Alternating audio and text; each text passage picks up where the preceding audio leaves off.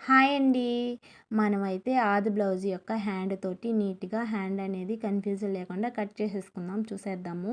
First అయితే blouse piece 2 fold ఉంటుంది కదా! దాన్నైతే 4 ఫోల్డ్ కింద వేసుకోవాలనమాట. ఇలా వేసుకున్నప్పుడు మనకు చివర్ల హెచ్చు తగ్గులనేటివి లేకుండా నీట్‌గా కట్ చేసేసుకోవాలి.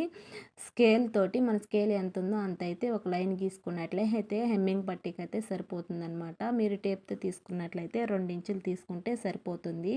మన హ్యాండ్‌ని ఇలా పెట్టుకొనేసి మన వైపుకి నీట్‌గా ఉండే విధంగా ముడతలు లేకుండా ఇలా తీసుకోవాలనమాట. ఇక్కడ కుట్టు ఉంటుంది కదా! ఆ కుట్టు దగ్గరొచ్చేసి కరెక్ట్‌గా కుట్టు దగ్గరనే ఒక మార్కింగ్, అలాగే పక్కకి ఒక హాఫ్ ఇంచ్‌కి ఒక మార్కింగ్ చేసుకుంటూ సరిపోతుంది. ఇక్కడ కూడా మనకు చంక భాగం దగ్గర ఒక మార్కు, అలాగే సైడ్‌కి ఒక హాఫ్ ఇంచ్ మార్క్ చేసుకొని లూజ్ కూడా ఇదే టైంలో నేను మార్క్ చేసేసుకుంటాననమాట. ఇక్కడొచ్చేసి ఒక 1 ఇంచ్ మార్క్ చేసుకుంటే స్ట్రైట్‌గా మార్క్ చేసుకోవాలి. ఇక్కడొచ్చేసి 2 ఇంచులొచ్చేసి ఖర్చు కోసం పెట్టుకుంటున్నాననమాట. మనము 1 ఇంచు ఇలా మార్క్ చేసుకున్నాం కదా! ముందుకి అక్కడి నుంచి మనము కింద మార్క్ చేసుకున్న దగ్గరికి క్రాస్‌గా ఒక లైన్ అయితే గీసేసుకోవాలనమాట. ఈ లైన్ ప్రకారం కట్ చేసుకున్నట్లయితే ఒక టక్స్ ఇచ్చేసుకుంటే మిడిల్‌లో ఇది మనం కుట్టుకునేటప్పటికి కన్‌ఫ్యూజన్ లేకుండా ఉంటుంది.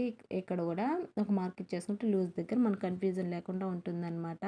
నేనైతే లోతైతే ఇప్పుడు తీయనండి. ఎందుకంటే ఇప్పుడు తీసుకున్నట్లయితే కొంచెం కన్‌ఫ్యూజ్ అయిపోతాం కాబట్టి నేనైతే ఎప్పుడైతే స్టిచ్చింగ్ చేసుకుంటానో అప్పుడు చేసుకుంటాను. నాకు అలా అలవాటనమాట. వీడియో నచ్చితే ఒక చిన్న లైక్ ఇవ్వండి.